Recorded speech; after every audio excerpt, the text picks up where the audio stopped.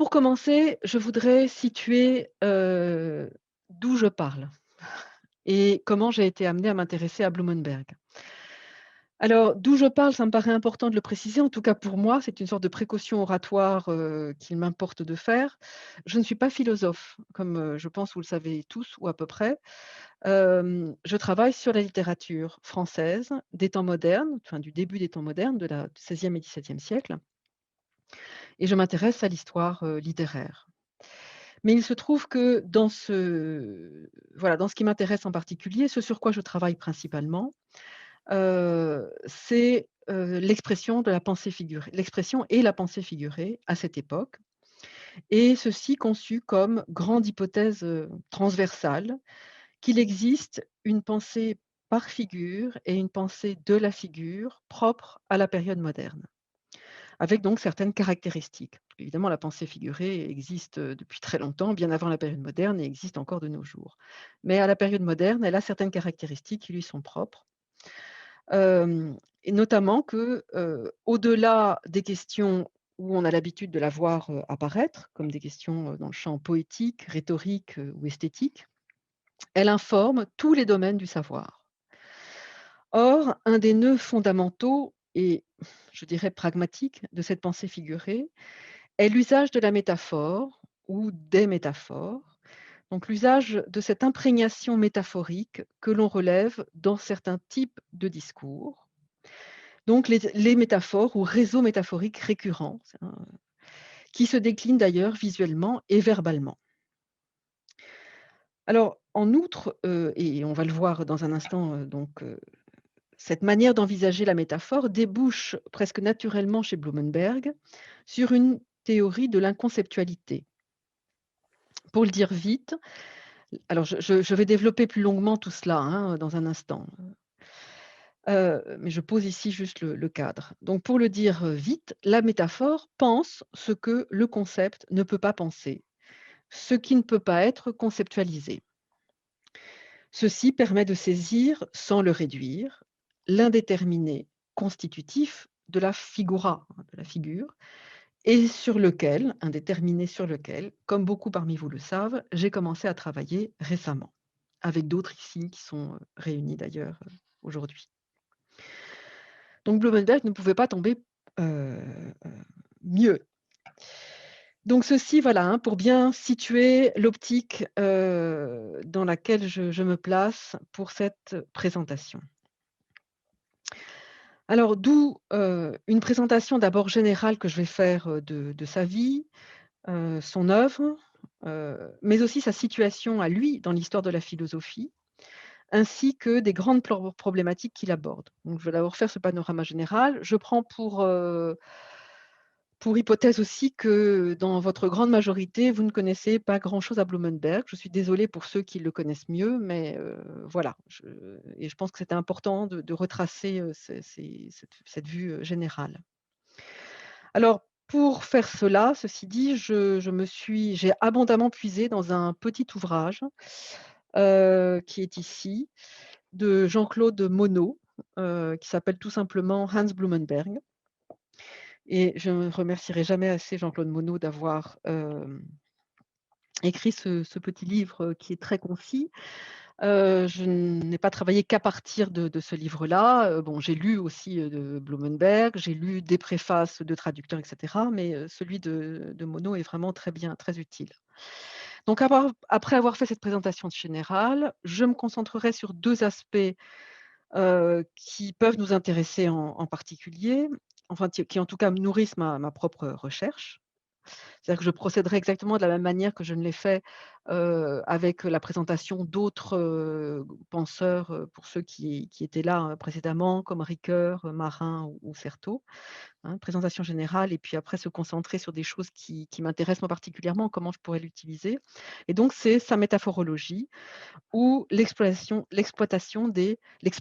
pardon, des, métaphoriques, comme on parle de poétique et puis, de manière beaucoup plus limitée, ce sera finalement la conclusion, l'inconceptualité qui sous-tend en fait toute la réflexion sur la métaphore, qui en constitue à la fois le point de départ dans la chronologie du travail de Blumenberg et son point d'arrivée dans la théorisation. Voilà, et puis je tirerai deux trois petites, conclusions sur à partir de nos corpus de travail. J'aurais bien aimé en fait, pouvoir faire un test en grandeur nature et lire quelques pages par exemple de Bouhours dans la manière de bien penser dans les ouvrages de l'esprit, mais voilà. Je n'ai pas eu le temps de le faire et de toute façon on n'aurait pas eu le temps de s'y attarder. Donc premièrement, situation de Blumenberg, donc sa vie, son œuvre, dans l'histoire et sa position dans l'histoire de la philosophie. Donc Blumenberg est né en 1920 à Lübeck. Étant donné qu'il était de mère juive, il a été considéré par le régime nazi comme demi-juif et il est tombé donc, sous le coup des lois raciales de Nuremberg. Pour cette raison, il a été obligé d'arrêter ses études universitaires, voilà, après avoir, obtenu son baccalauréat, Abitur. Donc il n'a pas été admis dans les universités, où il aurait aimé, aller et il poursuit dans un premier temps ses études supérieures dans des institutions catholiques à Paderborn et à Francfort, où il étudie la philosophie, scolastique et néo-thomiste. Tiens, tiens. Il est arrêté quand même, en 1944 et envoyé dans un camp de travail, d'où il s'enfuit et il restera ensuite caché, dans sa ville natale, hein, dans la famille de sa future femme d'ailleurs, jusqu'à la fin de la guerre. Hem, on peut lire éventuellement un écho de ce temps, caché, réfugié, dans le dernier livre, qu'il a publié de son vivant, qui n'a pas été traduit en français à ma connaissance, hein, Höhlenhausgänge, donc sortie de caverne.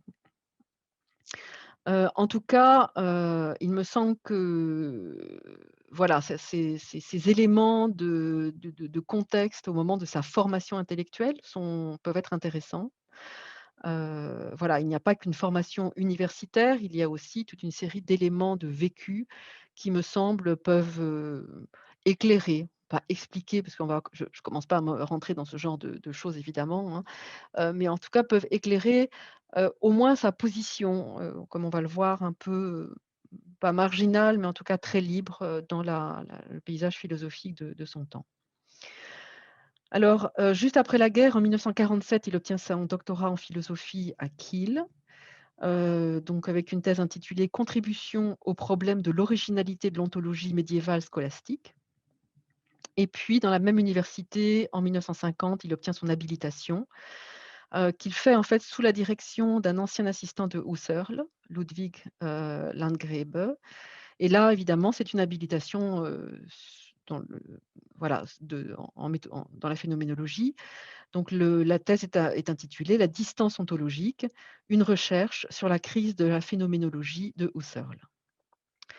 Et puis va commencer pour lui ensuite une carrière universitaire, assez, lisse, si je puis dire. Il enseigne successivement à l'université de Hambourg, puis de Gießen, Bochum et enfin Münster, où il commence en 1970 et où il reste jusqu'à sa retraite en 85. Un dernier élément que je voudrais mentionner, c'est qu'il a été un des membres fondateurs du groupe de recherche Poetik und Hermeneutik, qui à partir de 1963 a été fondé, avec, Hans Robert Jauss et Wolfgang Iser et qui a donc élaboré cette théorie, hein, de la réception, beaucoup utilisée dans les études littéraires. Il décède en 1996. Donc voilà pour, qui est, Blumenberg et où est-ce qu'il est je dirais dans l'histoire de la philosophie. Alors Blumenberg a eu cette réputation et l'a toujours d'ailleurs d'avoir été un homme extrêmement discret. Alors tellement discret qu'il y a un film qui est sorti sur lui en 2018. Et oui, oui, il y a un film qui est sorti sur Blumenberg en 2018. Vous pouvez le trouver, enfin on peut en trouver en tout cas on peut trouver les références sur internet. Je voulais l'indiquer dans la bibliographie, puis j'ai oublié. Mais, tout ça pour dire que ce film s'appelle Der unsichtbare Philosoph, donc le philosophe invisible, donc celui qu'on ne voit pas. Voilà, et cette discrétion, cette invisibilité donc, contraste fortement avec la prolixité de son œuvre qui a mis pourtant beaucoup de temps, avant d'être diffusée hors d'Allemagne, en particulier en France ou du moins dans le monde francophone, par manque de traduction. Elle a été diffusée plus tôt et mieux, en Italie et aux États-Unis. En 2000 encore, un de ses traducteurs, spécialiste de sa pensée, Denis Trierweiler, parlait d'autisme de la réception à propos de la traduction d'un de ses grands livres, hein, La légitimité des temps modernes, qui, a été traduit en 1999. Les choses ont quand même un peu changé depuis et le même Trierweiler évoque en 2007, dans la préface d'un autre livre traduit, La lisibilité du monde, il évoque donc ce qu'il appelle une rumeur Blumenberg qui, dit-il, s'est faite de plus en plus insistante. Alors donc prolixité, je disais, de l'œuvre de Blumenberg, et je dirais et aussi une très, très grande variété, hein, de sujets qu'il a abordés, parmi lesquels je mentionne pêle-mêle, pardon, mais ça vous donne, déjà une idée de l'étendue, de ce qu'il a pu faire et de l'intérêt qu'il représente pour des modernistes notamment.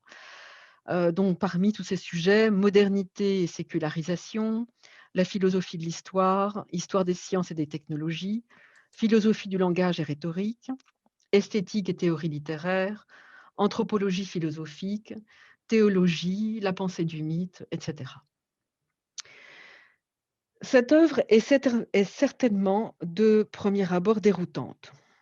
Tout d'abord parce qu'elle échappe aux classifications habituelles. Donc Jean Grèche, dans la notice de l'Encyclopædia Universalis, qu'il a consacrée à Blumenberg, décrit ses ouvrages comme pouvant donner l'impression, dit-il, qu'ils se lisent comme des romans. Et il souligne son talent incomparable pour raconter les péripéties de l'histoire des idées. Alors bon, je suis désolée pour vous, mais je vais vous détromper tout de suite, il donne juste l'impression, hein, qu'on peut le lire comme des romans, mais la lecture n'est pas du tout romanesque. Elle est très agréable, mais voilà, ça s'arrête là. Alors ceci se retrouve donc, je trouve aussi, hein, dans les titres qu'il donne, voilà, à ses ouvrages. Donc je les donne en français les titres, mais vous pouvez les retrouver dans leur version allemande dans la bibliographie que j'ai envoyée.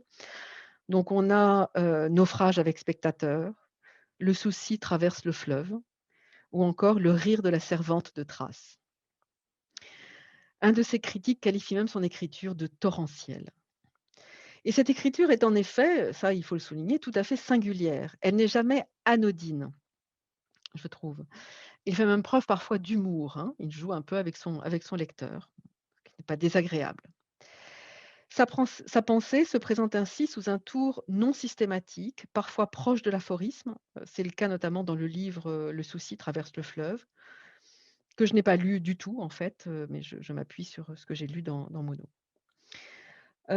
L'œuvre et la philosophie de Blumenberg ne laissent pas, ne naissent pas, ceci dit, de nulle part, bien sûr, mais elle reste une pensée libre et à part, hein, ce qui explique en partie, il me semble, le fait qu'il ait fallu attendre peut-être autant pour qu'il soit traduit et plus largement diffusé. Cette singularité, cette liberté est une caractéristique que relèvent tous les critiques et j'ai pu, écouter sur internet, vous trouvez ça aussi, j'aurais pu le mettre dans la bibliographie, mais voilà, j'ai oublié. Si vous cherchez, Hans Blumenberg, conference, voilà, vous trouverez sur internet, un colloque qui lui a été consacré et qui a eu lieu en 2015, je crois, à l'université, Bar-Ilan à Jérusalem. Et dans le mot d'introduction, celui qui introduit dit que, voilà, il faut déjà passer par-dessus tous les tropes qu'il utilise lui-même pour, voilà, présenter, sa philosophie et que c'est une chose à laquelle, eh bien, les philosophes ne sont pas habitués et notamment les philosophes comme lui, dit-il, philosophes analytiques. Voilà, c'est pour dire, ça le situe aussi, je trouve, ça contribue encore à le situer mieux dans le paysage philosophique. Alors, quelles sont ces connivences, hein, ce que j'appellerais moi ces connivences intellectuelles justement, ou ce que Monod appelle lui ses impulsions théoriques? Donc 3 impulsions théoriques, hein, donc comme le sujet de la thèse d'habilitation le laisse entendre, sa pensée s'enracine dans la phénoménologie, pour s'en écarter peu à peu, en imprimant ce qu'on pourrait appeler un tournant anthropologique à sa pensée. Plus spécifiquement, Blumenberg s'appuie sur la phénoménologie pour développer une réflexion sur la temporalité et l'historicité de la pensée. Une part importante de son œuvre est consacrée à l'histoire des sciences, histoire des concepts ou histoire d'autres choses, hein, justement, qui parcourent cette histoire, hein, comme des images, des symboles aussi, et par-dessus tout les métaphores. Une autre impulsion est, et là je cite Monod parce que j'aurais été bien incapable de l'identifier toute seule, le néo-kantisme et son prolongement, dit-il, dans la philosophie des formes symboliques de Cassirer. Enfin, une troisième impulsion vient de la psychanalyse freudienne et de ses essais d'interprétation de la culture. Mais ce rapport se développe à chaque fois, donc ce rapport qu'il entretient avec ces 3 ensembles, hein, se développe à chaque fois hors de toute orthodoxie, en passant outre les limites que se sont fixées ces différentes traditions. Voilà, et là je citais, donc Jean-Claude Monod. À partir de là, on peut regrouper le travail de Blumenberg selon 4 ensembles. Alors, dans ces 4 ensembles, je vais à chaque fois, citer pour chacun, certains de ses livres, mais en fait, tous se retrouvent, dans tous ses ouvrages. Ce sont 4 problématiques, en fait, qui traversent de manière vraiment qui sont transversales à toute son œuvre. Pardon. Donc premièrement, tous les le travail sur les métaphores et leur rôle dans l'histoire de la pensée, mais aussi sur la métaphore, comme objet théorique, et ceci depuis les paradigmes pour une métaphorologie qui paraissent en 1960, je vais y revenir dans le détail, hein, tout à l'heure, jusqu'à donc ce fameux dernier livre, hein, Sortie de caverne, paru en 89, hein, Höhlenhausgänge. On inclut dans cet ensemble en général, Naufrage avec spectateur, dont le sous-titre est, Métaphore du Dasein, et dans lequel on trouve un excursus tout à la fin, qui vient tout à la fin du livre, après les 6 chapitres et qui est sans numéro de chapitre, c'est pour ça que je l'appelle un excursus, et qui est intitulé «Perspective sur une théorie de l'inconceptualité». Et dans ce texte, on trouve, enfin voilà, ce texte constitue certainement vraiment un jalon, essentiel à l'élaboration du statut philosophique de la métaphore, réflexions qui vont aboutir à celle sur l'inconceptualité, que Blumenberg ne met pas en forme dans un livre à part entière, de son vivant, mais qui sont exposées dans un ouvrage posthume qui est publié, en fait en 2007 en allemand et qui a été traduit en français en 2017. Voilà, c'est ce petit livre, hein, Théorie, de l'inconceptualité, et qui a été mis en forme par un de ses disciples, si je peux dire, Anselm, Haverkamp. Donc on voit déjà, et il faut le retenir, hein, que la métaphorologie est intimement liée à l'inconceptualité. Donc tout n'est pas conceptualisable, hein, en philosophie d'abord, mais aussi dans la sphère de la connaissance plus généralement. Et d'ailleurs, je mentionne juste au passage, quand je dis «dans la sphère», j'utilise certainement à mon insu, eh bien une métaphore absolue. Enfin voilà, on y reviendra. Donc tout n'est pas conceptualisable, en philosophie et dans la sphère de la connaissance. Enfin, on peut placer dans cet ensemble également cet autre ouvrage, vraiment, important, vraiment imposant, hein, La lisibilité du monde, qui est ici, qui constitue l'exemple le plus abouti d'un travail sur une métaphore absolue, celle de la lisibilité du monde comme porteuse d'un programme et d'une promesse de connaissance, hein, d'une totalité de sens. Donc voilà pour la première problématique. Deuxième problématique, donc dans la continuité des réflexions sur la métaphore, on trouve une interrogation sur les rapports entre mythe et métaphore, qui a pris la forme plus autonome d'une philosophie de la culture et qui est indissociable d'une réflexion sur la quête de significativité du monde. Et je citais Monod là-dessus. On comprend dans cet ensemble le livre intitulé Travail sur le mythe, mais aussi donc le souci traverse le fleuve. Donc comme la métaphore, le mythe doit être envisagé pour lui-même, pour ce à quoi il permet l'accès en termes de connaissances. Blumenberg ne peut ainsi pas se contenter de la position de Cassirer à ce sujet, où, je cite, «le mythe est toujours pensé comme tenant lieu provisoire et dépassable d'une raison à venir». Pour Blumenberg, un tel présavoir, donc je cite à nouveau, là je cite Blumenberg, un tel présavoir de la fin supposée, c'est-à-dire cette fin, c'est le concept et la théorie qui sont posés comme télos, hein. Donc un tel présavoir de la fin supposée exclut de thématiser le mythe comme forme d'élaboration de la réalité authentiquement juste. Ce qu'il est donc pour Blumenberg, entre autres. Il est d'autres choses aussi, mais c'est un aspect que je n'ai pas approfondi pour le moment encore. Troisième ensemble, heu, quelque chose qui nous intéresse particulièrement, mais voilà, il faudra y revenir plus tard parce que je n'ai pas pu l'approfondir non plus ici. C'est, la genèse et le sens des temps modernes. Et il s'agit là, en fait, d'une approche de la représentation de ces temps modernes comme rupture d'époque et comme nouveau commencement. Et cela à partir de 2 noyaux, hein, 2 massifs, à savoir, d'une part, la thèse de la sécularisation et la révolution copernicienne, qui est une métaphore absolue, d'ailleurs. Donc vous voyez, hein, c'est les choses, voilà, la métaphorologie est à l'œuvre dans la question de la révolution copernicienne, voilà, hein, comme je disais tout à l'heure, c'est tout ça c'est très sont des problématiques transversales. Alors les 2 ouvrages qui sont liés à cette problématique sont un énorme livre, La légitimité des temps modernes, qui est paru en 66 et La genèse du monde copernicien en 75.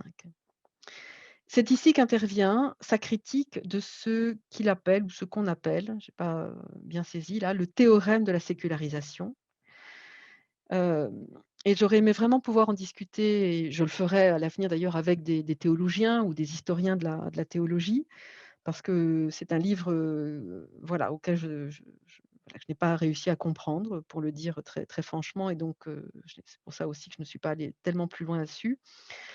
Mais en tout cas, ce que j'ai pu lire sur ce livre et comprendre tout de même de ce qui s'y trouve, de cette question de genèse et de sens des temps modernes, la critique donc, Blumenberg exerce donc une critique de ce théorème de la sécularisation, selon lequel les temps modernes, ou plutôt ce qui constitue leur caractéristique principale, ne serait rien d'autre qu'une série de transferts du plan religieux ou théologique au plan séculier, au monde politique ou social.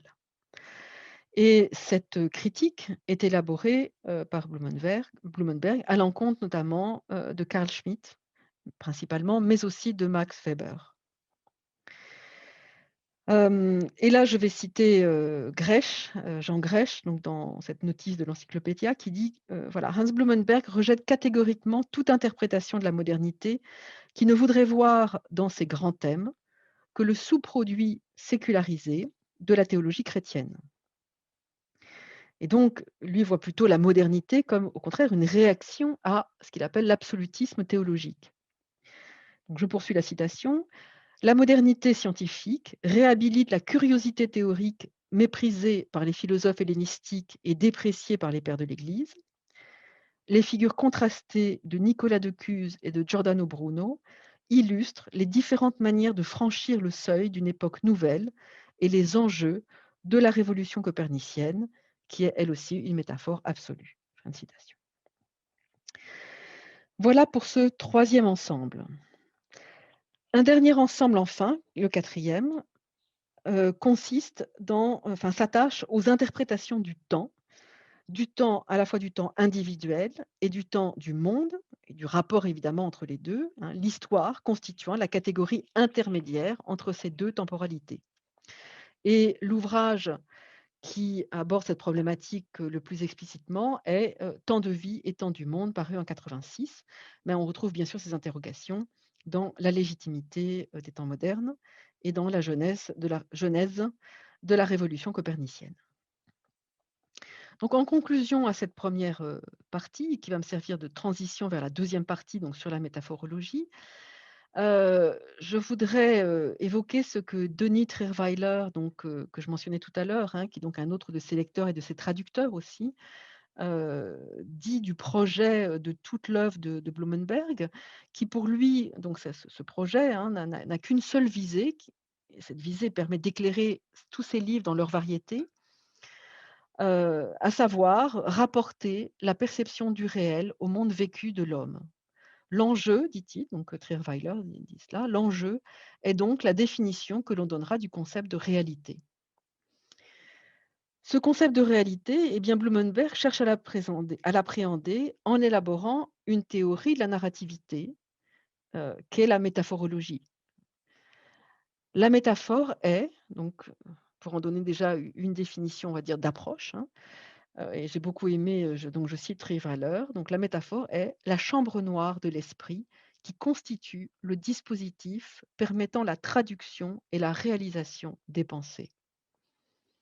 Et pour cela, en fait, Trierweiler s'appuie sur, le récit que Blumenberg fait dans un de ses écrits, de souvenirs d'enfance, où il se dit fasciné, par, le processus de développement photographique qu'il voyait, voilà, son père était un photographe amateur et il était fasciné par, ce qui était produit, pour lui comme type de connaissance et la manière dont apparaissait, heu, voilà, cette connaissance, cette image, sur son voilà, sur la planche, photographique.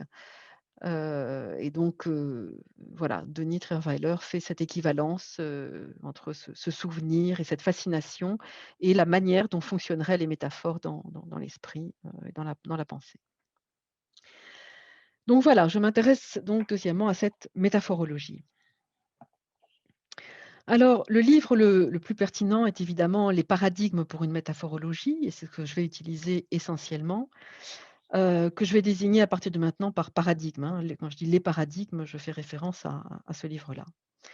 Donc, ce livre qui donne à la fois des éléments théoriques sur la métaphore et qui développe de nombreuses, études de cas. Alors, il y a d'autres textes que j'ai déjà mentionnés, hein, qui contribuent à l'élaboration de cette, métaphorologie, soit en l'approfondissant et en suivant l'histoire d'une métaphore absolue, donc comme dans La lisibilité du monde ou Naufrage avec, spectateur. Mais aussi, il y a un autre article, qui est antérieur en fait au paradigme, qui date de 57 et qui était consacré à la lumière comme métaphore de la vérité. Je pense que là, Aline sera peut-être intéressée par cette, lumière, métaphore de la vérité. Donc soit par des études de cas, soit en fournissant, on trouve aussi ça donc, des éléments pour une théorie et aussi une méthode. Alors, cette théorie, cette méthode, on les trouve, dans les paradigmes, mais aussi dans cet excursus, ce que j'appelle excursus là heu, à la fin de Naufrage avec spectateur, hein, perspective pour une théorie de l'inconceptualité.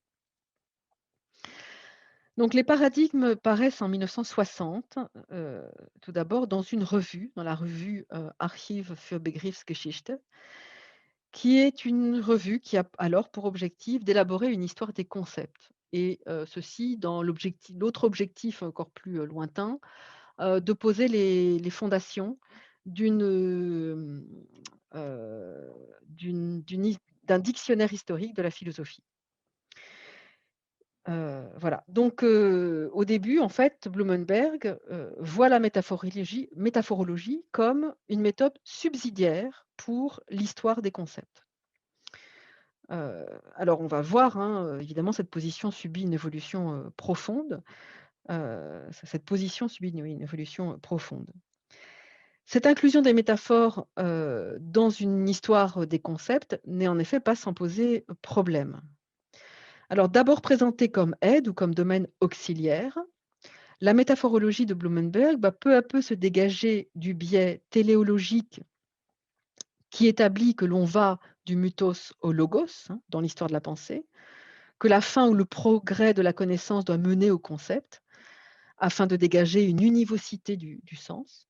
Il va peu à peu se dégager de ce biais-là et il va développer une toute autre alternative, ce qui s'inscrit, il me semble en tout cas, dans la visée que j'ai évoquée il y a quelques instants, hein, celle de rapporter la perception du réel au monde vécu de l'homme et faire ainsi entrer donc, hein, dans ce rapport la multiplicité de l'expérience, sa versatilité, mais aussi ses effets et son imprécision essentielle. Et ici, je pense qu'il est en effet tout à fait, fidèle, mais ça peut-être que Hélène ou d'autres pourront, confirmer ça, mais tout à fait fidèle à son ancrage, phénoménologique. Alors sur cette base, Blumenberg distingue 2 sortes de métaphores pour la philosophie. celle qu'il appelle résiduelle, Restbestände en allemand, et celle qu'il appelle absolue, Grundbestände. Pour les premières, on peut les expliquer à partir de ce que je viens d'exposer de sa préoccupation d'approche du tout de l'expérience du monde en rapport avec l'expérience de la vie vécue. Ces apports permettent, dit-il, d'avancer, en ce sens qu'elles ont, à un moment de l'histoire, de la pensée, constitué des formulations provisoires, des sortes d'esquisses. Elles sont des restes, efforts antérieurs de la curiosité théorique. Il s'en explique ainsi dans l'excursus que j'ai mentionné donc, de son livre Naufrage avec spectateur. Et je pense que cela constitue, voilà, ça constitue la deuxième citation de l'exemplier, si vous l'avez sous les yeux. Voilà, la métaphorologie au service de l'histoire des concepts a répertorié et décrit les difficultés qui apparaissent dans la zone qui précède la formation des concepts, dans l'entourage du noyau dur de la déterminabilité claire et distincte. Alors, rassurez-vous, je vais revenir, en fait, je me suis aperçue que j'allais me répéter d'une certaine manière sur les définitions des métaphores absolues, résiduelles, etc. Et je me suis dit que ce n'était pas une mauvaise chose, parce que je vais redire un peu autrement les choses par la suite, comme ça, voilà, pour on les comprenne bien. Voilà. Mais les métaphores, donc ça c'est pour les métaphores résiduelles, les métaphores telles qu'on peut les envisager a priori comme ça, dans leur ensemble. Mais les métaphores absolues, donc celles qu'il va appeler métaphores absolues, ne permettent pas que d'avancer ou ne permettent pas que des approximations. Elles ont, je cite, permis à la philosophie d'exprimer ce qu'aucun concept ne parvenait à dire. Et pour le dire encore plus radicalement, elles sont donc des Grundbestände, c'est-à-dire des éléments fondamentaux à partir desquels et sur lesquels travaille la philosophie et qui ne se laissent pas dépasser dans une conceptualité. Blumenberg explique au début des paradigmes, et c'est la citation suivante que vous avez dans l'exemplier, que ces métaphores doivent être appelées absolues, signifie seulement qu'elles s'avèrent résistantes face à la prétention terminologique, qu'elles ne peuvent pas être résolues en conceptualité. Dans les paradigmes, il étaye et illustre la pertinence et la productivité, je sais pas, on pourrait parler peut-être de productivité épistémique, de la métaphorologie, à partir de l'exemple paradigmatique de la vérité qu'il avait commencé à explorer, avant même donc les paradigmes, dans cette fameuse étude que je mentionnais tout à l'heure, la lumière comme vérité. L'article s'appelle Licht als Metapher der Wahrheit. Je pense que je l'ai indiqué dans l'exemple, dans la bibliographie. Donc les métaphores absolues sont celles qui donnent au monde une structure, qui représentent le tout de la réalité que l'on ne peut jamais connaître par expérience, dit-il aussi.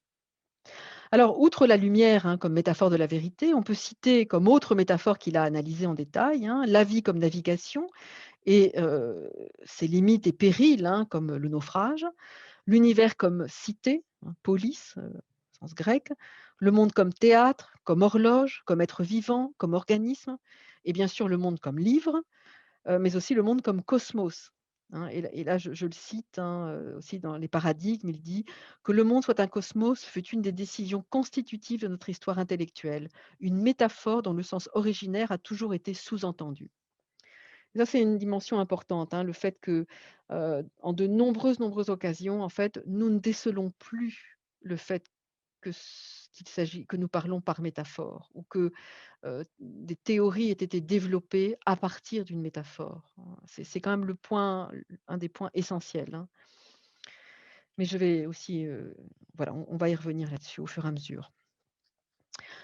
En outre, le repérage des métaphores absolues dans l'histoire de la pensée, de leur déplacement et de leur mutation, n'a pas seulement pour objet d'enrichir, de compléter cette histoire et de lui rendre ce que j'ai envie d'appeler son épaisseur, mais il peut aussi y avoir une fonction en quelque sorte politique, peut-être éthique, je ne sais pas, mais en tout cas politique, dans la mesure où ce repérage permet de débusquer les illusions auxquelles donnent lieu certaines de ces métaphores, qui sont prises souvent donc insidieusement au pied de la lettre et imposent une sorte de domination.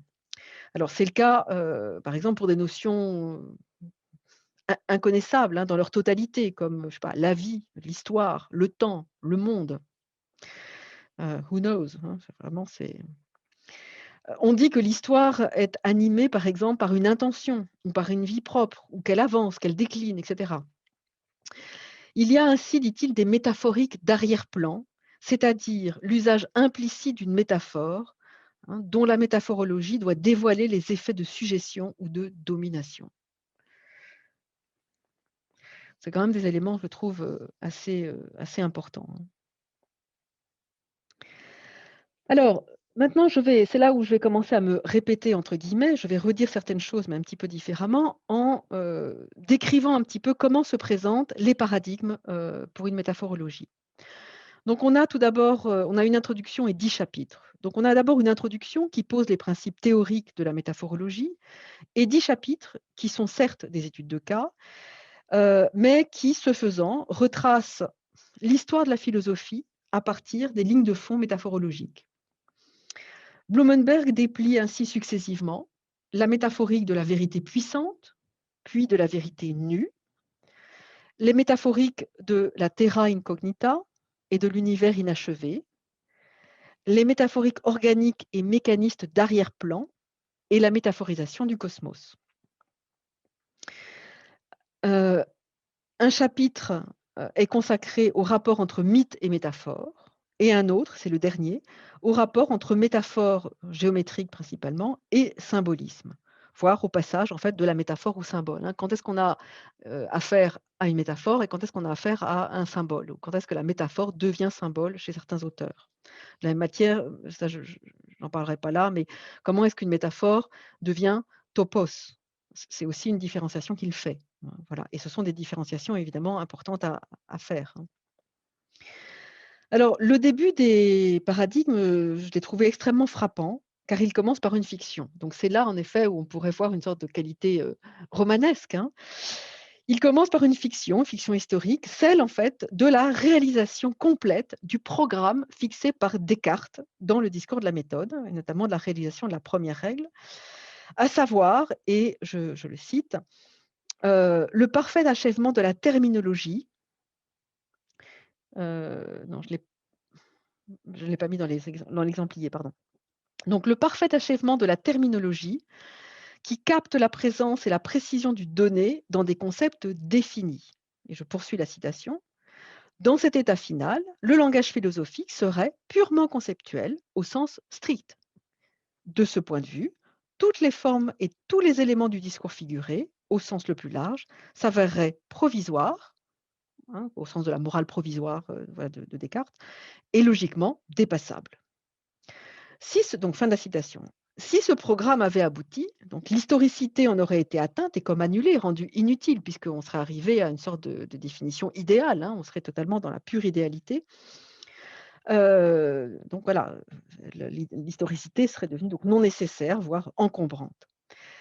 Alors c'est Vico, et là je poursuis, je suis toujours le développement de Blumenberg, hein, donc c'est Vico qui le premier a vu que la logique à l'œuvre ici déréalise l'histoire.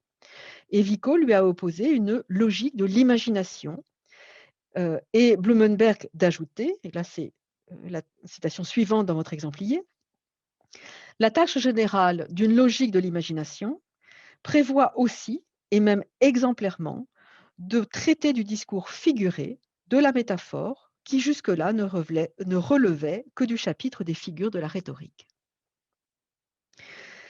Alors Blumenberg poursuit en expliquant la subordination de la rhétorique opérée par Platon et scellée par la patristique chrétienne, et comment, ainsi, la métaphore et les figures en général ont été reléguées au rang de simples accessoires techniques. À partir de là, Blumenberg s'interroge sur les conditions, et donc c'est la citation qui suit, hein, sur les conditions auxquelles les métaphores peuvent acquérir une légitimité au sein du discours philosophique. Tout d'abord, les métaphores, pas les métaphores, les métaphores peuvent être des résidus, des vestiges dans le cheminement qui va du mythos au logos. Comme telles, elles signalent le caractère provisoire au sens cartésien.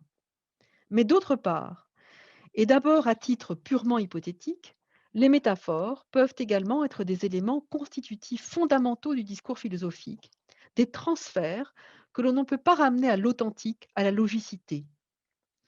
On appellerait de tels transferts des métaphores absolues, dont la détermination et l'analyse de leur fonction expressive, à laquelle le concept ne peut pas venir se substituer, serait un élément essentiel de l'histoire des concepts.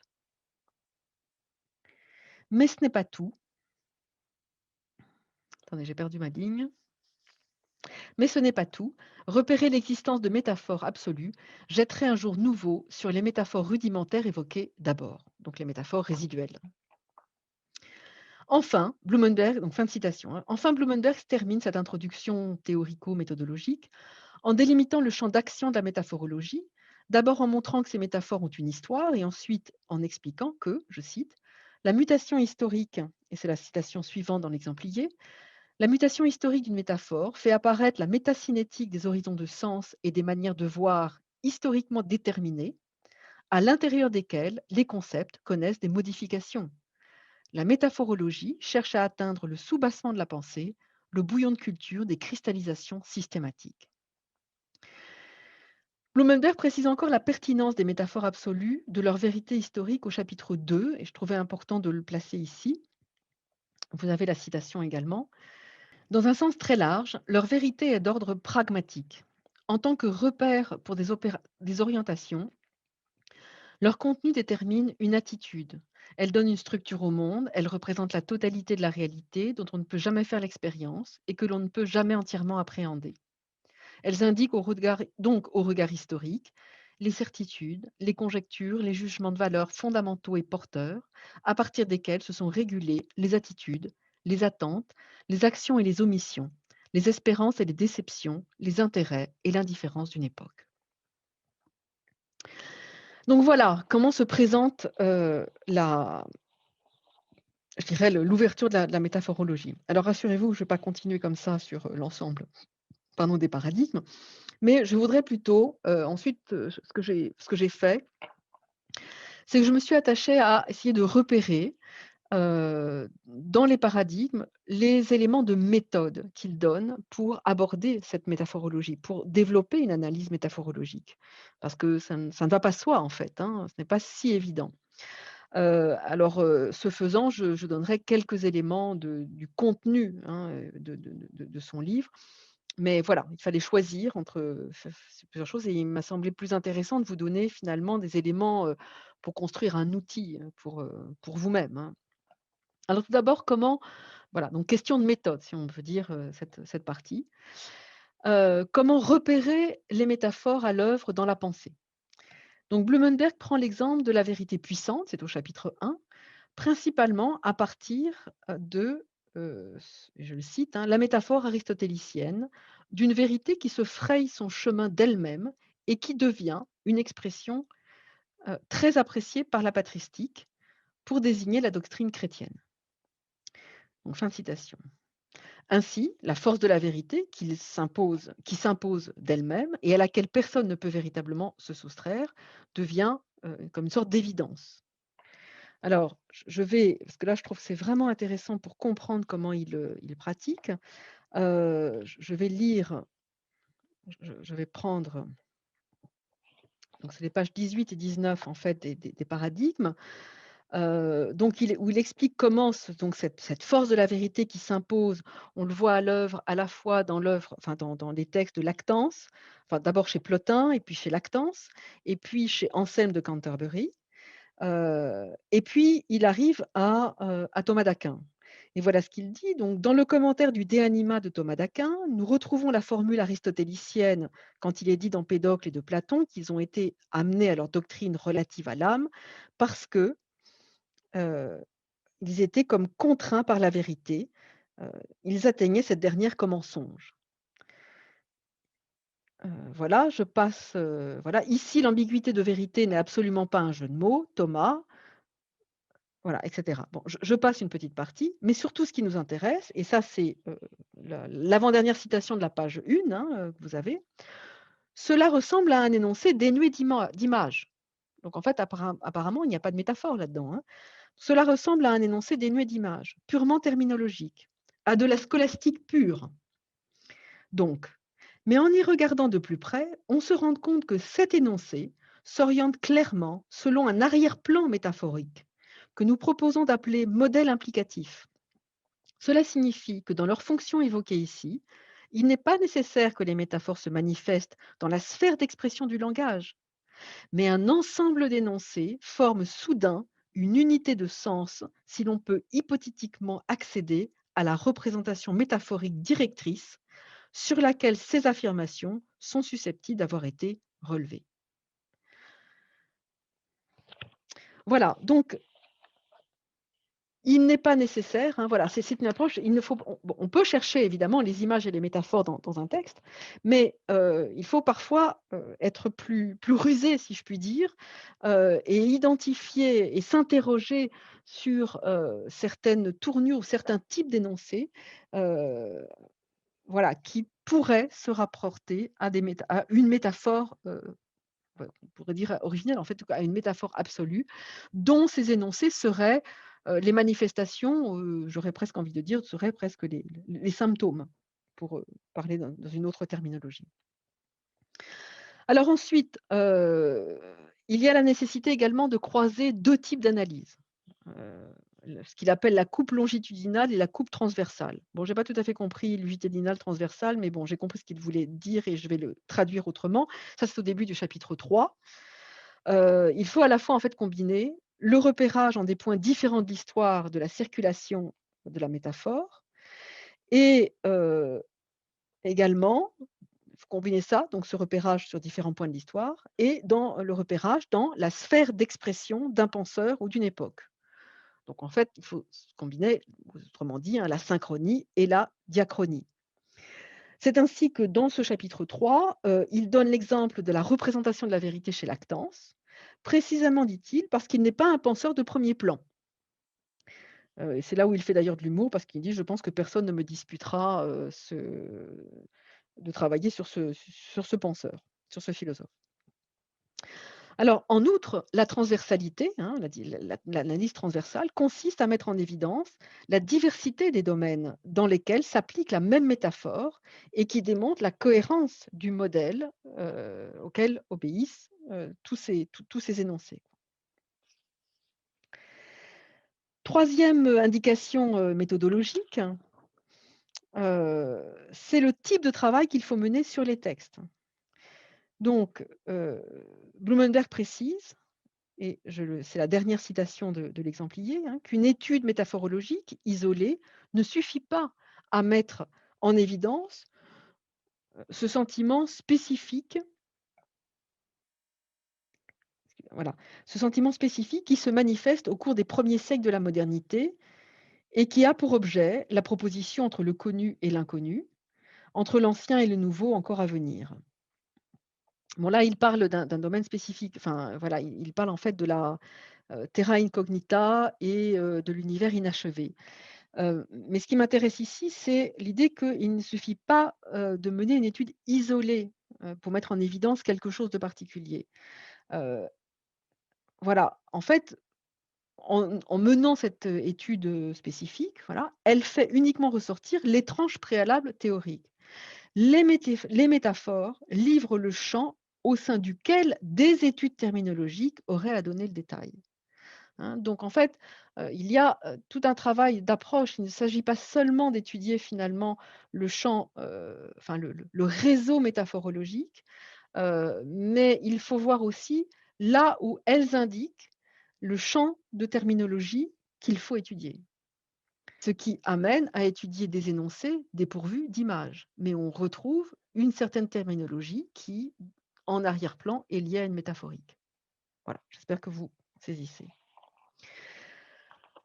Enfin, dernier point de méthode, c'est la détermination culturelle dans laquelle évolue, le lecteur et ça, c'est au chapitre 6.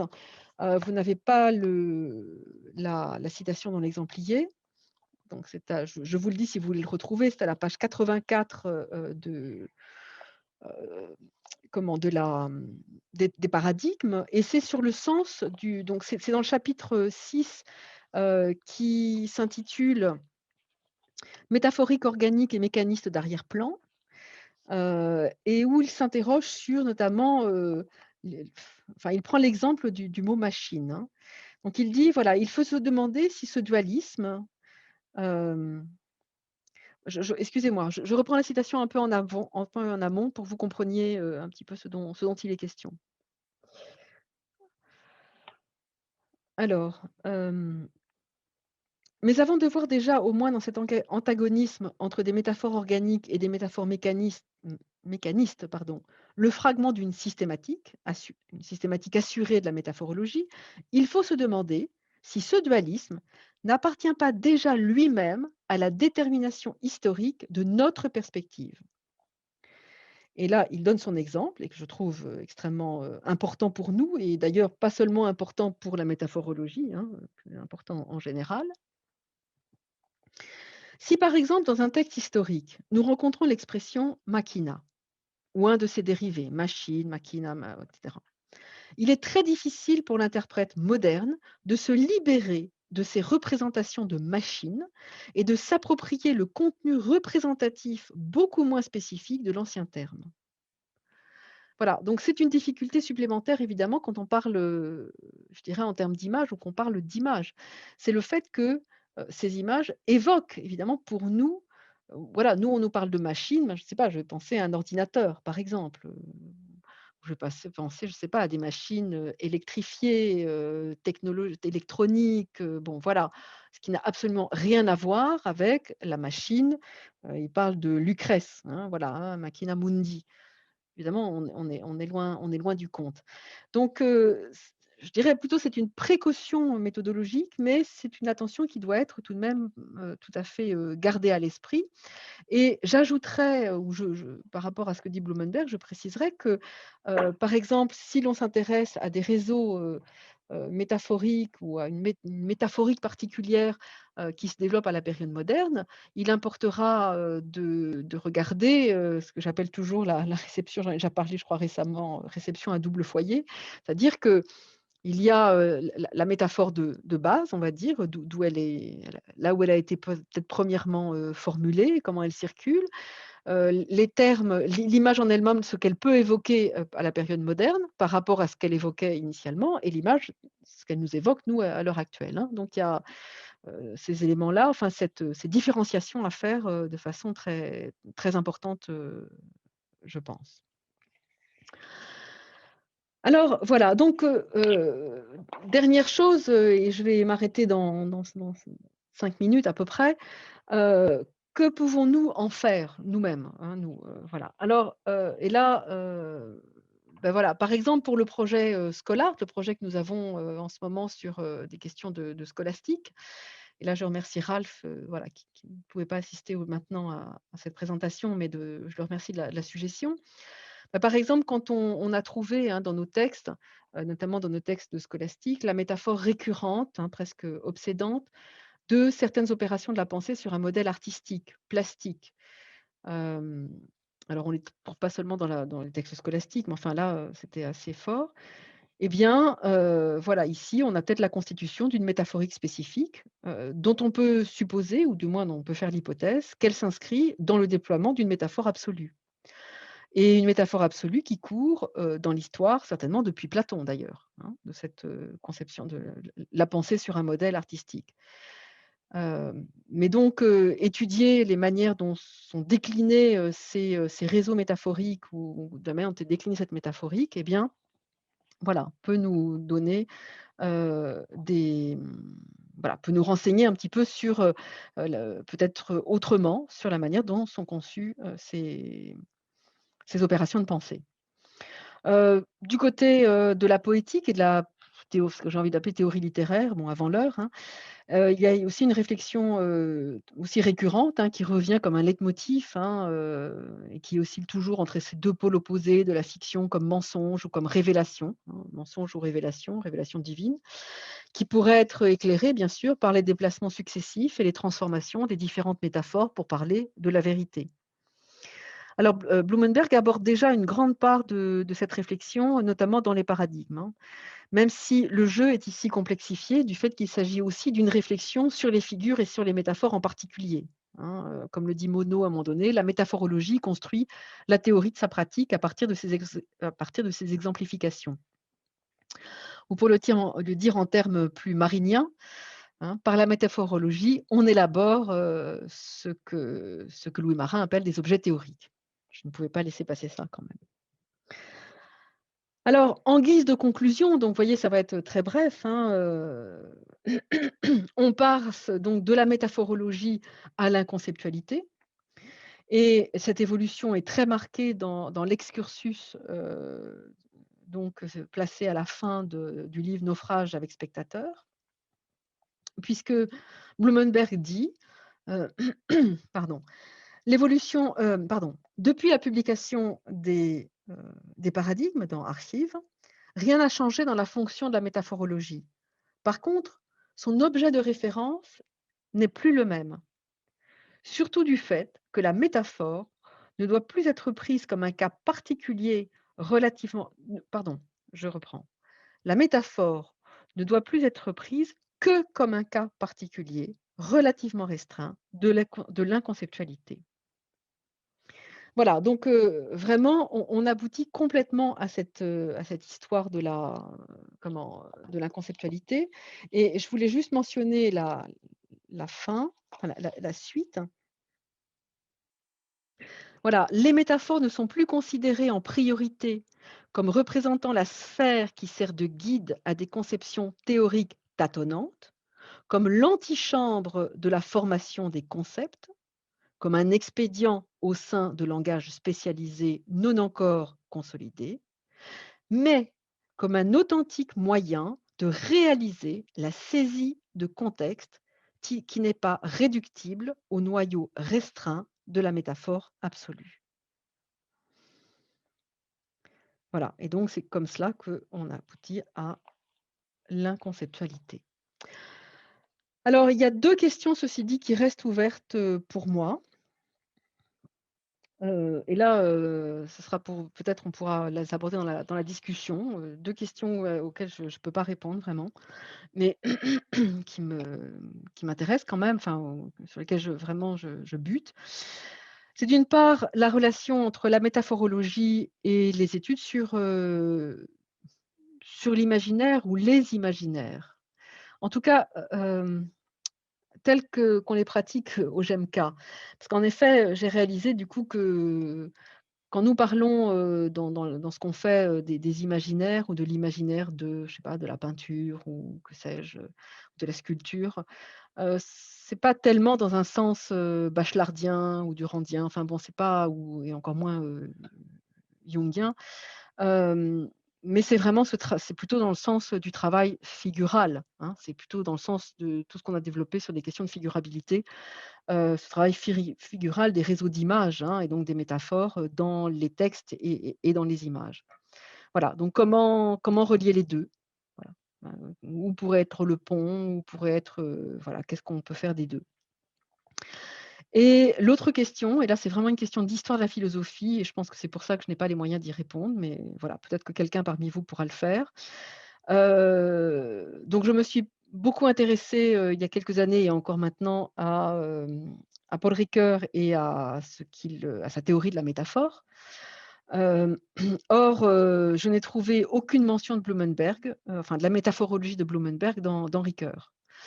Bon, Ricoeur, savait parfaitement lire l'allemand, il a été quand même un des traducteurs de Husserl.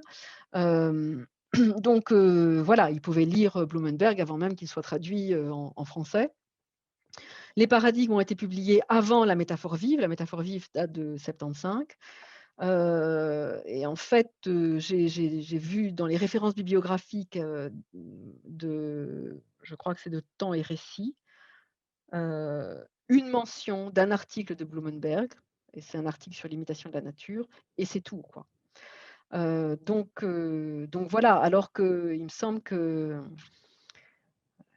voilà, il y a quand même, la métaphore vive n'est pas du tout une étude annexe chez Ricoeur, elle lui permet, d'élaborer quand même, une réflexion sur, d'abord la narration et puis la fiction et puis une définition de l'identité, hein, l'identité de soi, l'identité des autres, des peuples même, enfin voilà. toute une réflexion, un questionnement sur l'histoire et le récit historique. Mais là, je n'ai pas de réponse à ces questions.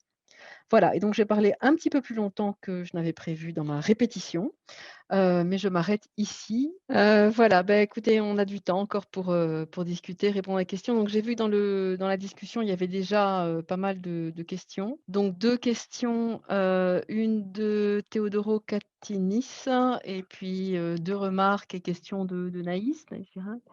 Hem, donc, Teodoro Katinis. Beh, oui, en fait, je me suis posé la question aussi, hein, de savoir, justement, je discutais avec Ralph, hier de voilà, des auteurs que cite, Blumenberg, outre Vico. Alors bon, parce que bon, je suis une grande fan de enfin une grande fan, c'est pas ça, mais je m'intéresse beaucoup à Vico aussi, donc c'est vrai que voyant qu'il l'utilise, je trouvais ça vraiment, assez intéressant comme, filiation de pensée. Hem, alors dans la lisibilité du monde, il parle de Gracian.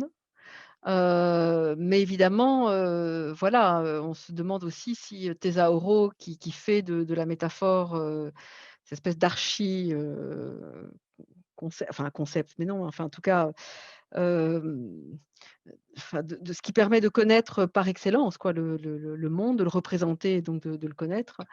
Enfin je ne l'ai pas trouvé, mais je n'ai pas lu, tout Blumenberg donc voilà. En tout cas, je pense que si nous essayons de reconstituer, hem, une, une sorte de filiation, je pense que oui, Tesauro, pourquoi pas, pourrait y figurer.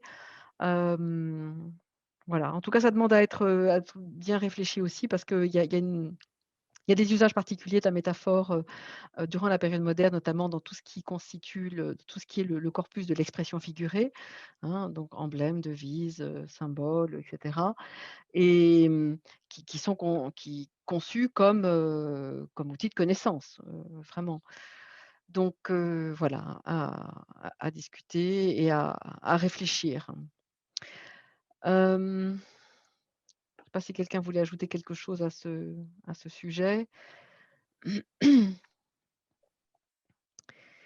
Hem, alors je passe, enfin on peut y revenir si vous avez, des choses qui vous reviennent, mais autrement, bah, des idées qui vous reviennent à ce sujet après coup. Naïs qui formule deux remarques. Donc oui, donc distinguer entre imaginaire, imagination, imaginalité. Ce dernier concept renvoie à l'idée d'un mundus imaginalis qui produit des forces médiatrices capables de faire survenir la vérité.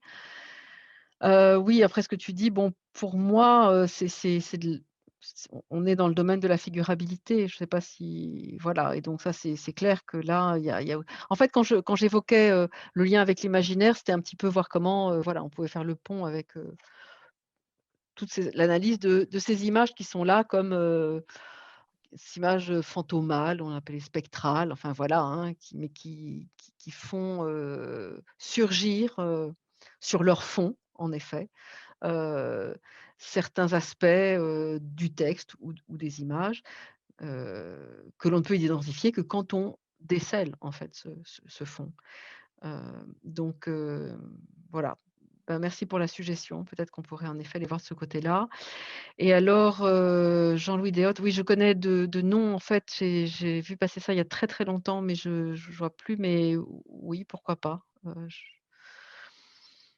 Je sais pas, peut-être, c'est une bonne suggestion que je trouve vraiment intéressante aussi, Naïs, donc merci, mais voilà, ce qu'il y a, c'est que je pense que chez Blumenberg, enfin, je sais pas si oui, il faudrait voir exactement ce qu'est ce dispositif parce que Blumenberg, pour la métaphore absolue, je pense qu'il faut bien comprendre qu'il sort quand même, de l'idée qu'elle n'est qu'une aide ou qu'elle est auxiliaire ou qu'elle n'est qu'un outil, elle est une pensée quoi. Voilà, en elle-même, hein, enfin si j'ai bien compris, Blumenberg donc voilà, c'est, qui a une position certainement particulière par rapport à cette pensée, mais bon, encore faudrait-il définir, ce qu'on entend par pensée quand on en parle comme ça, quoi, hein. Hem, voilà, alors je vois qu'il y a 4 nouveaux messages. Alors Hélène, Hélène, oui, tu as des remarques, hein, vas-y. Oui, Je les ai pas écrites parce que ça aurait été peut-être encore plus confus que ce que je vais essayer d'expliquer. C'était vraiment très intéressant et ça a éclairé en partie, ma lecture des chapitres, des paradigmes pour une métaphorologie. Ceci dit, pour moi, je dois confesser que ça reste une lecture vraiment très très difficile et un peu, heu, désarmante par certains côtés. Hem, j'ai j'avais une remarque à propos de ce que dit Trierweiler, si j'ai bien compris ce que tu avais dit Agnès, sur la métaphore comme chambre noire de l'esprit. C'est assez remarquable parce que, la métaphore de la chambre noire elle-même est une métaphore pour parler de l'esprit, notamment chez beaucoup de penseurs modernes, dont John Locke, mais vraiment comme idée de quelque chose de photographique, donc c'était intéressant. Hem Oui, à un moment, tu as dit que, peut-être, dans le fait que, il s'agissait pour Blumenberg de sortir, de la logique, donc qui va du mythos au logos, hem, pour dire que, la métaphorologie n'était pas seulement une aide pour l'histoire des concepts, mais vraiment quelque chose, hem, heu, qui se place, disons, sur le même plan des concepts, si j'ai bien compris? Oui. Ce que tu disais et qu'en cela, il était fidèle à son ancrage dans la phénoménologie. Hem, Là, je dirais que oui, mais dans une phénoménologie qui est assez spécifique, qui est celle, au moins du second Husserl, et de ce qui vient après, mais du coup, pas forcément de la phénoménologie dans son ensemble. Donc, là, à mon avis, il conviendrait de préciser un peu les références qu'on entend par phénoménologie, quand on dit ça. C'était aussi cette idée Hem, qu'il y a juste un tout petit chaînon manquant dans ce que enfin, c'est-à-dire que, hem, comment? La métaphore, c'est parce qu'elle permet une appréhension, du réel, de la réalité que ne permet pas le concept, c'est tout. Parce qu'elle permet de prendre en compte, l'expérience vécue en fait, de faire rentrer dans, l'expérience vécue aussi dans la pensée quoi, c'est ça, tu vois? mmh, C'est dans cette idée-là, dans cette tentative d'appréhender, alors bon, tu connais Mmh. largement mieux que moi la phénoménologie, donc je suis voilà, je te suis, Mais dans ce que tu dis, mais c'était ça le voilà le un peu OK. tout le c'est cheminement, il ça. est là quoi, si tu veux Et le et voilà. j'ajouterais justement que, quand tu parles d'expérience vécue, c'est vraiment le Lebenswelt husserlienne. C'est ça, Mais ça les justement, liens. c'est vraiment le Mmh, second Husserl, c'est voilà. c'est quelque chose de bien spécifique, D'accord. quoi. Mmh, OK, je Hem, retiens, merci. Si on pense à la phénoménologie, à ses débuts, à ce qu'elle est par exemple chez Brentano ou chez, le premier Husserl des recherches logiques, on n'est pas du tout dans quelque chose mmh. de ce type-là. C'est D'accord. tout à fait Hem, ça. oui, pardon, j'avais, quelques autres points. Alors c'est toujours dans l'idée d'essayer de définir ce que serait cette métaphore absolue. Finalement, si, c'est plus un instrument, mais quelque chose qu'on place sur le même plan que les concepts, quelque chose qui résout en quelque chose que ne peuvent pas résoudre les concepts. Est-ce qu'on pourrait dire simplement que, la métaphore absolue, ce serait, ce qui traiterait de l'indicible, de ce qui en reste? Enfin, est-ce que Blumenberg dit quelque chose sur l'indicible ou par exemple le rapport entre mystique et philosophie? Des choses du coup qui ont été traitées, Mmh. beaucoup dans la tradition? Alors, il le dit alors écoute, il y a l'article auquel j'ai fait référence là sur, la métaphore de la lumière comme, vérité, ou de la vérité comme lumière plutôt plutôt, je ne l'ai pas lu, mais, j'ai des collègues qui travaillent, sur des questions mystiques et qui l'ont utilisé, qui utilisent en fait Blumenberg et en particulier cet article-là, chez eux. Donc je ne sais pas si s'il l'utilise parce que c'est pertinent, parce qu'il voit des échos ou parce que Blumenberg en parle explicitement, quoi. Voilà, ça c'est une chose. Et la deuxième chose, c'est que donc il ne dit pas, enfin je n'ai pas trouvé en tout cas dans les paradigmes, donc la question de la mystique, enfin traitée comme telle, peut-être qu'il l'évoque vraiment en passant, mais vraiment très voilà, c'est tout. Hem Maintenant, voilà, c'est quand même, ce qui ne peut pas en effet se concevoir, ce qui ne peut pas, oui, jusqu'à un certain point, c'est ce qu'on ne peut pas dire, hein. Mais ce qu'on ne peut pas dire, dans la enfin, si j'ai bien compris, hein, dans la visée d'essayer de dire la totalité de ce qui fait sens pour connaître, quoi. Enfin, voilà, Mmh. donc heu et donc il y a que ce recours-là à la métaphore absolue qui permet de rendre compte voilà, de ce qui ne se dit pas, de ce qui ne peut pas se dire, de ce qui ne peut pas, se connaître parce que ça excède aussi, le concept, il y a quelque chose comme ça, quoi. Mmh. Ce que je veux dire, c'est qu'on a l'impression qu'on retombe un peu dans, une espèce de séparation entre, le langage conceptuel pour la philosophie et un langage mystique ou métaphorique pour, ce qui ne peut être dit, ce qui va au-delà, ce qui aurait trait, Alors mmh. écoute, là, je connais pas, je connais pas assez, mais pour ce que j'ai entendu et notamment, de les communications que j'avais écoutées là de ce colloque qui avait lieu à Jérusalem étaient assez intéressantes.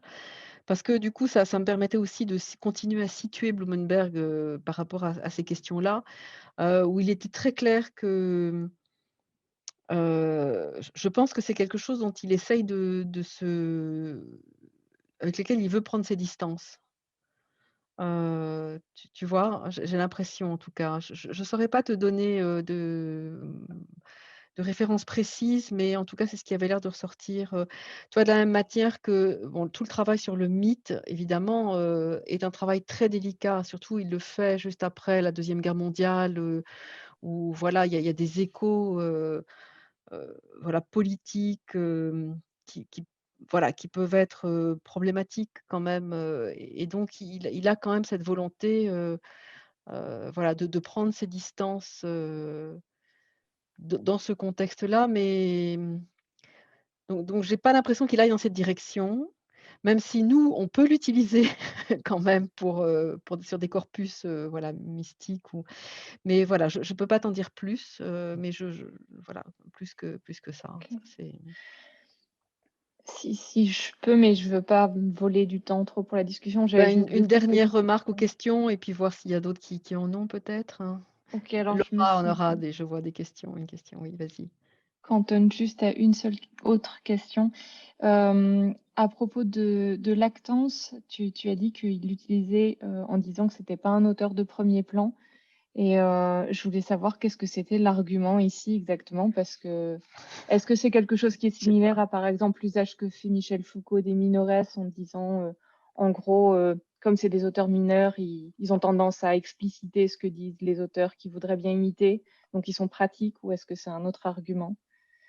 Alors, attends, je voulais les retrouver, mais c'est-à-dire qu'en fait, du coup, oui, il dit que, même si je retrouve pas, le passage précis, je m'en souviens quand même, que du coup, comme c'est pas un auteur de premier plan, il est bien parce qu'en fait, il enregistre bien, où on peut bien voir chez lui, on peut bien déceler toutes les variations de son époque, quoi, en gros, c'est ça.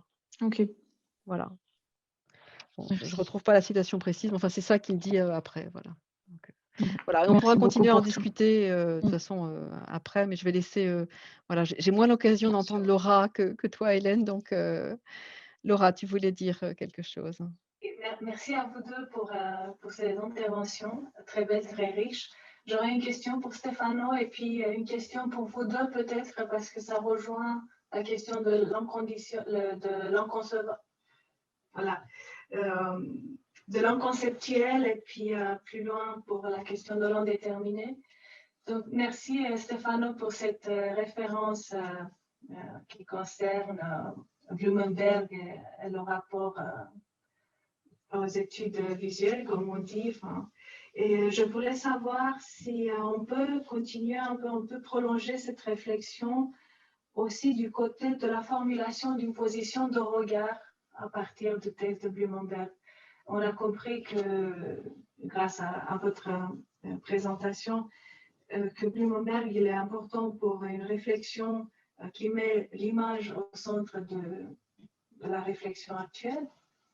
Mais est-ce que, à partir de, parce que vous parlez du statut du spectateur, est-ce que ces réflexions là-dessus pourraient être prolongées du côté de la formulation d'une position de regard intégrée dans ce que nous proposent actuellement les théories de l'image qui viennent des deux côtés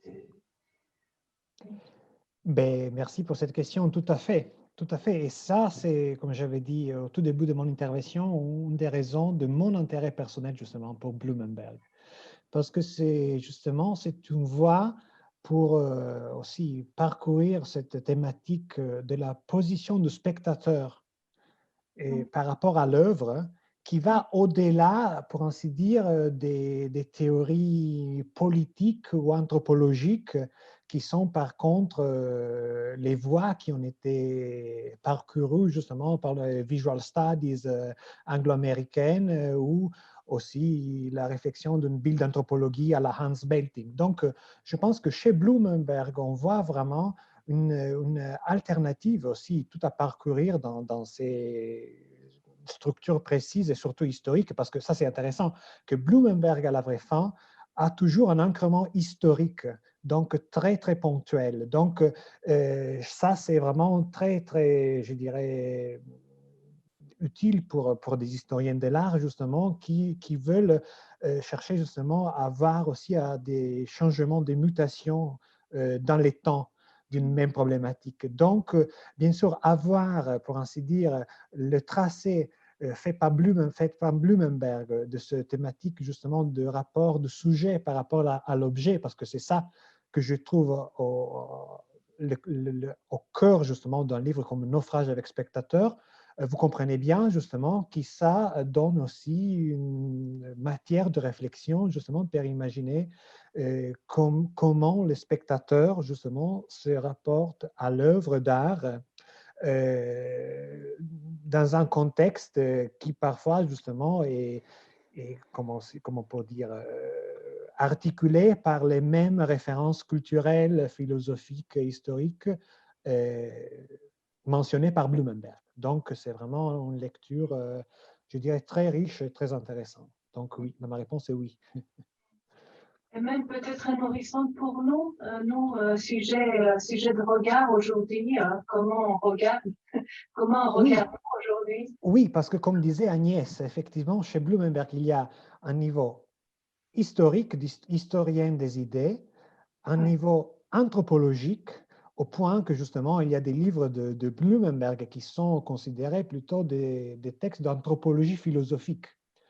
Mais à la vraie fin, et ça c'était justement aussi une chose qui je veux souligner par rapport à ce qu'a dit Agnès, il y a une dimension éthique dans la pensée de Blumenberg. Donc paradoxalement, les instruments choisis par Blumenberg justement ont, à mon avis, un potentiel aussi comme autre voie par rapport justement à des thématiques comme, je ne sais pas, l'iconographie politique qui est faite aujourd'hui et qui se base sur toute une autre généalogie conceptuelle. Donc, déconstruire Blumenberg pour le théoricien de l'image ou l'historien de l'art peut vraiment donner beaucoup d'indications pour explorer, pour ainsi dire, des généalogies critiques et disciplinaires tout à fait différentes par celles qui sont pratiquées aujourd'hui dans la majorité des cas. Oui. Merci pour cette réponse. Et l'autre question, Agnès, si tu me permets, si on a encore le temps. Oui, tout rapidement, oui. Oui, c'était une question. Je me demandais en fait, est-ce que ce serait possible de suivre ou de repérer ou d'identifier ce qui fait cette part d'un conceptuel de la métaphore, de la métaphorologie? Est-ce qu'on arriverait comprendre, ou à trouver qu'est-ce qui nourrit cette part qui reste en dehors du concept, qu'est-ce qui l'a fait vivre. C'est une question, c'était juste une curiosité. Je me demandais comment faire nous, comment approcher nous, comment se rapporter nous à cette question de langue conceptuelle. C'était dans ce sens-là que j'avais posé la question. Mais là, je crois que bon, je ne pourrais pas répondre rapidement à cette question et c'est plus d'ailleurs engagé à une discussion avec toi, ce qui ne m'étonne pas, que répondre vraiment à la question. Mais je crois que peut-être quelque chose qui serait vraiment utile, c'est voilà, maintenant, c'est prendre des textes et regarder comment ça marche sur certains textes. D'abord, comment lui, il le fait, et puis comment nous, on peut se débrouiller avec ça pour voir où est-ce qu'on repère que en fait, finalement, je ne sais pas, le hiatus ou enfin voilà, l'écart. Hein, mais tu vois, là, quand je dis ça, j'ai peur plutôt d'adopter, parce que je connais bien, parce que j'ai beaucoup travaillé avec ce que dit Ricoeur de la métaphore, et notamment de ce que dit Ricoeur de la métaphore dans le discours philosophique, hein, quand même. Et donc, j'ai l'impression que je reprends un vocabulaire que je connais plutôt de Ricoeur que de Blumenberg, quoi. Donc, voilà, je ne sais pas trop. C'est encore à travailler, quoi. Donc, voilà. Mais c'est une question importante et pragmatique. Et je crois que vraiment, là, maintenant, l'exercice, et j'aimerais le faire vraiment, c'est aller sur des textes même, voir qu'est-ce que ça donne, quoi, par exemple, dans notre projet scolaire. Voilà. Merci. Bon, je prends une dernière question. Joël, tu avais une question, c'est ça? Donc, je prends une dernière question. Attends, on ne t'entend pas. Il faut que tu réactives. Voilà. Comme ça marche? Oui, on t'entend. Okay. Peut-être une autre observation, mais il y avait une question plus générale en fait d'Ulrich et peut-être je fais oui, j'ai vu. Je voulais. Oui, voilà. le lien avec ça, mais j'ai peur de lui voler la politesse par contre. Non, mais de toute façon, oui, j'ai vu. Attends, je réponds juste enfin, je réponds sans répondre à. Merci Ulrich pour la question, mais en fait, j'ai un lien avec ça aussi en fait. Ok, mais je ne sais pas répondre à cette question, quoi. Voilà, je ne sais pas si. Alors vas-y, Joël, donc, et puis. Peut-être. Donc merci beaucoup pour ces interventions qui ont, je pense vraiment, moi je ne vais pas dire réconcilié avec Blumenberg, mais vraiment élargi ma vision des choses, hein, parce que je le connaissais surtout par rapport peut-être à son instrumentalisation dans un certain nombre de débats où il est vraisemblablement beaucoup moins nuancé que tout ce que vous avez dit. Par rapport à la question de Ricoeur, je me posais la question, je n'en sais rien, mais dans quelle mesure il ne faut pas mettre ça dans le réseau global des références des uns et des autres, c'est-à-dire un rapport assez privilégié de Ricoeur à Gadamer, et donc voir peut-être ce qu'il en est du rapport de Blumenberg à Gadamer. Et donc, par rapport à cette question, effectivement, donc rationalité, fondée, refondée, etc., c'est tout à fait clair, et dans le manuel de Monod que tu as cité, c'est bien mis en évidence qu'il y a une sorte de dispositif qui s'est mis en place, précisément Blumenberg-Habermas, pour défendre la modernité à tous égards, et notamment dans une dimension politique. Mais parfois, justement, alors que peut-être Blumenberg est beaucoup plus nuancé, dans une sorte de dualisme où on aurait d'un côté Blumenberg-Habermas et de l'autre côté Schmitt-Heidegger. Et alors directement, ça crée peut-être une polarité un peu trop radicale et caricaturale. Mais c'est tout à fait clair qu'il s'agit vraiment de refonder, hein, donc la rationalité dans une démarche qui a été comparée à celle de Habermas. Et je me posais les questions par rapport, je n'ai pas les réponses, hein, mais par rapport à ce que tu disais, par rapport à Cassirer, l'image qui est donnée de Cassirer, tout ça est très complexe parce que quand on regarde comment dirais-je, comment on répartit un peu les rôles à l'intérieur de l'école de Marbourg, Cassirer apparaît comme le plus ouvert justement vers une dimension qui ne serait pas une rationalité trop étroite, on se rend compte que Cohen, finalement, était très ouvert aussi. Et donc, par rapport à cette idée que finalement, Blumenberg aurait était à l'encontre de l'idée qu'un mythe devait nécessairement aboutir à la rationalité, je ne sais pas. Je pense qu'il faudrait regarder de plus près dans quelle mesure Cassirer, justement, n'a pas une vision beaucoup plus ouverte et plus élargie de la rationalité de ce qui est dit là. Donc, je pense qu'il y a tout un nuancier, en réalité, entre ces différents auteurs. Mais en tout cas, merci justement pour toutes ces questions et ces nuances que vous avez apportées.